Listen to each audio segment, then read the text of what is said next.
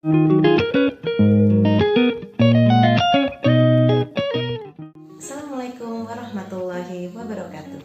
Halo Sobat Sehat, perkenalkan saya Dr. Yulia dari Puskesmas Mangunsari Salatiga, Dinas Kesehatan Kota Salatiga. Gimana nih kabar Sobat Sehat di rumah? Saya harap Sobat Sehat dalam kondisi sehat walafiat tanpa kurang satu apapun ya, termasuk terhindar dari penyakit-penyakit seperti COVID-19. Gimana nih caranya supaya kita terhindar dari COVID-19? Pastinya kita harus menerapkan protokol kesehatan di era pandemi COVID-19. Ada berapa protokol kesehatan yang harus kita perhatikan? Ada 6M. Yang pertama, menggunakan masker. 2. Menjaga jarak. 3. Mencuci tangan pakai sabun. 4. Menghindari kerumunan. 5. Mengurangi mobilitas. Dan yang keenam, menghindari makan bersama. Yuk kita bahas satu-satu. Protokol kesehatan yang pertama yaitu memakai masker. Kenapa sih kita wajib menggunakan masker? Dengan menggunakan masker, kita diharapkan bisa terhindar dari paparan virus termasuk penyebab COVID-19.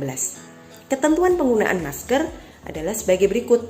Yang pertama, masker yang kita gunakan harus sesuai standar, yaitu memiliki 3 lapis atau Sobat Sehat bisa menggunakan masker medis sekali pakai, terutama jika Sobat Sehat dalam kondisi batuk, pilek, atau sakit tenggorokan.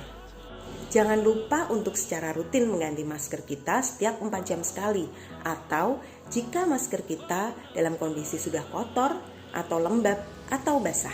Sobat Sehat tidak boleh bertukar-tukar masker ya, dan paling tidak kita harus memiliki minimal 3 masker.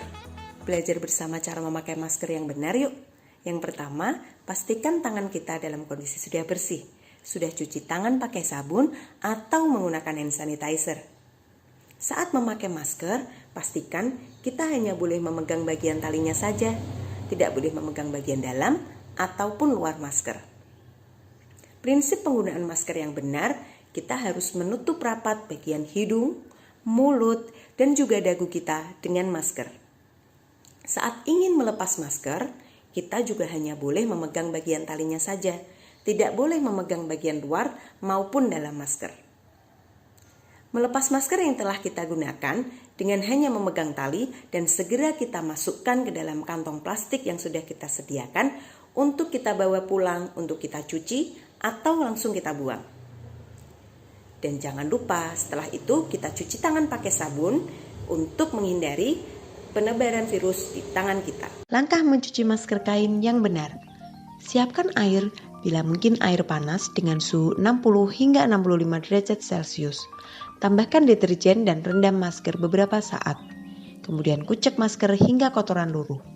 Bilas di bawah air mengalir hingga busa hilang. Keringkan di bawah sinar matahari atau menggunakan pengering panas. Setrika dengan suhu panas agar bakteri dan virus mati. Dan masker kain Sobat Sehat bisa digunakan kembali. Etika batuk atau bersin merupakan tata cara batuk atau bersin yang benar agar jika terdapat bakteri atau virus tidak menyebar ke udara dan menular pada orang lain. Etika batuk atau bersin dianjurkan untuk diterapkan pada setiap saat ketika batuk atau bersin di mana saja. Yang pertama, menggunakan masker. 2. Tutup hidung dengan lengan atas bagian dalam. 3. Tutup mulut dan hidung dengan tisu, kemudian buang tisu ke dalam tempat sampah. Jangan lupa setelah itu Sobat Sehat wajib untuk cuci tangan dengan sabun dan air mengalir. Protokol kesehatan yang kedua yaitu mencuci tangan pakai sabun. Manfaat cuci tangan pakai sabun dengan air mengalir antara lain membersihkan kotoran dan menghilangkan kuman yang bisa menimbulkan penyakit termasuk COVID-19. Berikut langkah-langkah cuci tangan pakai sabun dengan air mengalir. Yang pertama, basahi tangan seluruhnya dengan air bersih mengalir. Kemudian, kita bisa menghafalkannya dengan singkatan tepung selaci puput, yaitu menggosok telapak tangan, punggung tangan, sela-sela jari, tangan saling mengunci, kemudian putar-putar ibu jari kanan dan kiri, dan putar-putar ujung-ujung jari kanan dan kiri. Kemudian, bilas tangan dengan air bersih mengalir, dan yang terakhir, keringkan tangan kita dengan handuk atau tisu, atau keringkan dengan udara atau dianginkan. Mari kita cuci tangan dan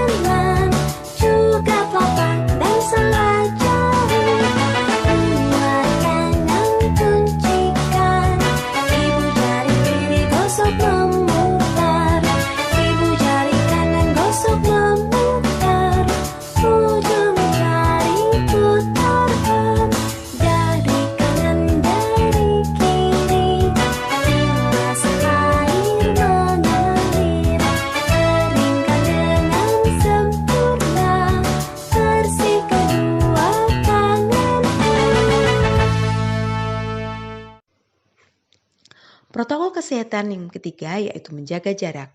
Menjaga jarak bermanfaat untuk menghindarkan diri dari penularan droplet, juga menghindarkan diri dari penularan transmisi penyakit dari orang lain, baik yang bergejala atau tidak bergejala. Menghindari kontak fisik atau physical distancing, menjaga jarak 1,5 meter seperti pada saat di kelas, kantin, antri cuci tangan, dan kegiatan lain selama beraktivitas di satuan pendidikan dan di perjalanan. Menghindari kontak fisik seperti berjabat tangan, atau cium tangan, atau cium pipi, bahkan berpelukan dengan teman ataupun guru. Jika Sobat Sehat nanti sudah mulai pembelajaran tatap muka, pastikan bangku atau meja Sobat Sehat dengan teman sekitarnya paling tidak berjarak 1,5 meter seperti ini ya. Kemudian dimanapun Sobat Sehat berada, termasuk saat antri cuci tangan, harus berjarak 1,5 meter. Menghindari kontak sosial atau social distancing. Cara menghindari kontak sosial bagi warga satuan pendidikan yaitu dengan tidak mengadakan atau menghadiri pertemuan yang mengundang orang banyak atau mengakibatkan orang berkumpul seperti pertemuan komite atau orang tua, orientasi siswa secara langsung, studi wisata, dan lain-lain. Protokol kesehatan yang keempat yaitu menghindari kerumunan. Semakin banyak dan semakin sering kita berinteraksi dengan orang banyak, maka kemungkinan untuk terpapar virus semakin tinggi. Protokol kesehatan yang kelima yaitu mengurangi mobilitas. Ingat ya, sedapat mungkin kita tetap ada di dalam rumah atau tempat tinggal kita, kecuali jika ada keperluan yang sangat mendesak, seperti membeli obat, atau membeli bahan makanan, atau pergi ke sekolah, dan lain-lain. Protokol kesehatan yang keenam yaitu menghindari makan bersama. Saat Sobat Sehat makan bersama dengan teman-teman, pastinya Sobat Sehat dan teman-teman melepas masker bukan? Nah, saat kita melepas masker, maka ada kemungkinan kita bisa tertular virus dari teman kita, atau bahkan kita yang menularkan. Jika nanti Sobat Sehat sudah mulai pembelajaran tatap muka, ada hal-hal yang perlu dipersiapkan satuan pendidikan dalam penyelenggaraan tatap muka. Yang pertama, sekolah Sobat Sehat dipastikan ya harus tersedia air yang bersih dan cukup. Sarana cuci tangan pakai sabun tiap ruangan dan lokasi yang strategis.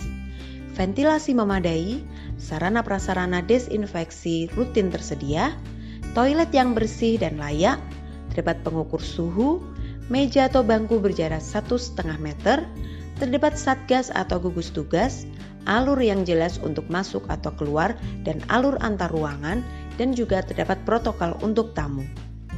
Terdapat informasi pencegahan COVID dan perilaku hidup sehat, dan pastikan ada label pada sarana luar kelas agar memenuhi prinsip jaga jarak. Protokol kesehatan yang perlu diperhatikan mulai dari sebelum berangkat ke sekolah hingga nanti kembali ke rumah adalah sebagai berikut.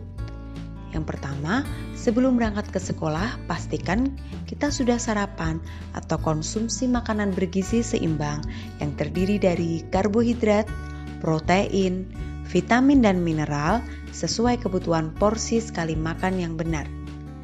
Dan jangan lupa untuk minum air putih minimal 7 hingga 8 gelas per hari atau diusahakan lebih dari itu disesuaikan dengan aktivitas kita. Berikut adalah contoh isi piringku sekali makan. Piring Sobat Sehat bisa dibagi menjadi 2 bagian. Setengah bagiannya, 2/3-nya diisi oleh makanan pokok. Makanan pokok di sini bisa berupa nasi, atau roti, atau ubi. Dan 1/3 bagiannya diisi lauk pauk. Lauk pauk di sini terdiri dari lauk hewani dan lauk nabati. Contohnya, ikan dan tempe, atau telur dan tahu, atau sebagainya. Setengah dari isi piringku sisanya bisa diisi 2/3 bagian oleh sayur-sayuran dan 1/3 bagian oleh buah-buahan. Sebelum berangkat ke sekolah, pastikan diri kita dalam kondisi sehat. kita tidak boleh memiliki gejala berupa suhu lebih dari sama dengan 37,3 derajat Celcius atau memiliki keluhan berupa batuk, pilek, sakit tenggorokan, dan atau sesak nafas. Pastikan kita menggunakan masker kain 3 lapis dan jangan lupa membawa masker cadangan serta membawa pembungkus untuk masker kotor. Jangan lupa untuk membawa hand sanitizer dan membawa makanan beserta alat makan dan air minum sesuai kebutuhan. Membawa perlengkapan pribadi meliputi alat belajar, alat ibadah, dan alat lain sehingga kita tidak perlu pinjam-meminjam. Protokol kesehatan selama di perjalanan, yang pertama, kita tetap harus menggunakan masker dengan benar, tetap menjaga jarak minimal 1,5 meter, dan hindari untuk menyentuh permukaan benda-benda sekitar, tidak menyentuh hidung, mata, dan mulut. Jangan lupa untuk tetap menerapkan etika batuk dan bersin setiap waktu. Cuci tangan pakai sabun atau menggunakan hand sanitizer sebelum dan sesudah menggunakan transportasi publik. Hal-hal yang harus diperhatikan sebelum masuk gerbang. Pengantaran dilakukan di lokasi yang telah ditentukan, mengikuti pemeriksaan kesehatan, meliputi pengukuran suhu tubuh, gejala batuk, pilek, sakit tenggorokan, dan atau sesak nafas. Melakukan cuci tangan pakai sabun sebelum memasuki gerbang satuan pendidikan dan juga ruang kelas. Untuk tamu, mengikuti protokol kesehatan di satuan pendidikan. Selama kegiatan belajar mengajar, Sobat Sehat tetap harus menggunakan masker dengan benar dan menerapkan jaga jarak minimal 1,5 meter. Jangan lupa untuk selalu menggunakan alat belajar, alat musik, dan alat makan minum pribadi. Dilarang pinjam-meminjam peralatan dan perhatikan pengumuman di seluruh area satuan pendidikan secara berulang dan intensif terkait penggunaan masker, cuci tangan pakai sabun, dan jaga jarak. Melakukan pengamatan visual kesehatan warga satuan pendidikan. Jika ada yang memiliki gejala gangguan kesehatan, harus segera lapor kepada guru. Setelah selesai kegiatan belajar mengajar, Sobat Sehat tetap wajib menggunakan masker. Jangan lupa melakukan CTPS sebelum meninggalkan ruang kelas. Dan keluar ruangan kelas dan satuan pendidikan dengan berbaris sambil menerapkan jaga jarak yaitu 1,5 meter. Penjemput peserta didik menunggu di lokasi yang sudah disediakan dan melakukan jaga jarak sesuai dengan tempat duduk. Hal-hal yang harus diperhatikan saat perjalanan pulang. Pastikan kita masih menggunakan masker dengan cara yang benar dan tetap menjaga jarak minimal 1,5 meter. Hindari untuk menyentuh permukaan benda-benda sekitar dan kita tetap tidak boleh menyentuh hidung, mata, dan juga mulut. Jangan lupa untuk selalu menerapkan etika batuk dan bersin. Membersihkan tangan dengan cuci tangan pakai sabun atau menggunakan hand sanitizer sebelum dan sesudah menggunakan transportasi publik. Sesampainya di rumah, jangan lupa untuk melepas alas kaki, meletakkan barang-barang yang dibawa di luar ruangan, dan melakukan desinfeksi terhadap barang-barang tersebut, misalnya sepatu, tas, jaket, dan lainnya. Membersihkan diri atau mandi dan mengganti pakaian sebelum berinteraksi fisik dengan orang lain di dalam rumah, dan tetap melakukan PHBS khususnya CTPS secara rutin. Jika mengalami gejala umum seperti suhu tubuh lebih dari sama dengan 37,3 derajat Celcius atau muncul keluhan batuk, pilek, sakit tenggorokan, dan atau sesak nafas, setelah kembali dari sekolah, segera melaporkan pada tim kesehatan sekolah. Berikut protokol kesehatan saat berada di perpustakaan, ruang praktikum, ruang keterampilan, dan atau ruang sejenisnya. Jangan lupa melakukan cuci tangan pakai sabun sebelum masuk dan keluar dari ruangan. Meletakkan buku atau alat praktikum pada tempat yang telah disediakan dan tetap menggunakan masker dan jaga jarak minimal 1,5 meter. Protokol kesehatan saat di toilet. Melakukan cuci tangan pakai sabun setelah menggunakan kamar mandi dan toilet. selalu menggunakan masker dan menjaga jarak jika harus mengantri. Protokol kesehatan di tempat ibadah. Melakukan cuci tangan pakai sabun sebelum dan sesudah beribadah. Selalu menggunakan masker dan melakukan jaga jarak paling tidak 1,5 meter. Menggunakan peralatan ibadah milik pribadi dan hindari menggunakan peralatan ibadah bersama, misalnya sajadah, sarung, mukena, kitab suci, dan lain-lain. Hindari kebiasaan bersentuhan, bersalaman, bercium pipi, dan cium tangan. Berikut protokol kesehatan di tangga dan lorong. Kita harus berjalan sendiri-sendiri mengikuti arah alur yang ditentukan. Dilarang berkerumun di tangga dan lorong satuan pendidikan. Protokol kesehatan saat di lapangan.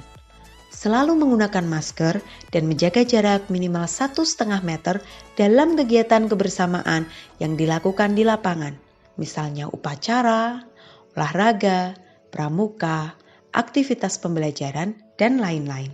Beberapa area yang harus dibersihkan dan didisinfeksi di sekolah, antara lain lantai, pegangan tangga, kursi, meja, toilet, alat peraga, pegangan pintu, wastafel, menggulung karpet jika digunakan di tempat ibadah, membawa dan memakai perlengkapan ibadah sendiri, dan fasilitas-fasilitas umum lainnya yang sering disentuh. Hal-hal yang bisa kita lakukan untuk meningkatkan daya tahan tubuh. Yang pertama, makan makanan bergizi seimbang seperti yang sudah kita bahas tadi. Yang kedua, menjaga kebugaran. Aktivitas fisik atau berolahraga sangat bermanfaat untuk meningkatkan imunitas tubuh yang sangat diperlukan pada masa pandemi COVID-19. Hal ketiga yang bisa kita lakukan yaitu menjaga kesehatan mental. Hal ini sangat penting sekali. Menjaga kesehatan mental dengan selalu berpikir positif dan menjaga suasana hati bermanfaat untuk menjaga imunitas. Selain menerapkan protokol kesehatan di era pandemi COVID-19, kita juga dapat melindungi diri kita dengan vaksin COVID-19. Vaksin COVID-19 dipercaya dapat menurunkan angka kesakitan akibat COVID-19, menurunkan tingkat keparahan COVID-19, dan menurunkan angka kematian akibat COVID-19. Warga, tahu gak sih fungsi dan cara kerja vaksin? Jadi, pas cairan vaksin masuk ke badan kita, dia bakal pura-pura jadi virus COVID-19. Terus tugasnya dia mancing antibodi kita. Udah kayak warlock yang manas-manasin keadaan. Serang pak, serang! Nah, antibodi kita yang kepancing bakal hantam tuh virus yang pura-pura tadi sampai mati. Akhirnya, antibodi kita kenal dan inget sama virus yang asli dan kagak males-malesan lagi kalau suatu saat tiba-tiba virus yang aslinya beneran masuk. Antibodi kita udah siap buat hajar habis-habisan. Nah, itu alasannya kenapa vaksin ini penting banget warga. Kebayang nggak kalau antibodi kita itu nggak ngenalin virus lebih dulu? Pasti dampaknya lebih parah. Semoga bermanfaat ya. Bagaimana? Sudah cukup jelas ya apa saja protokol kesehatan yang harus kita terapkan selama pandemi COVID-19. Dan sudah jelas pula bukan mengenai vaksinasi COVID-19. Semoga materi yang saya sampaikan bermanfaat untuk sobat sehat di rumah. Sekian dari saya. Wassalamualaikum warahmatullahi wabarakatuh.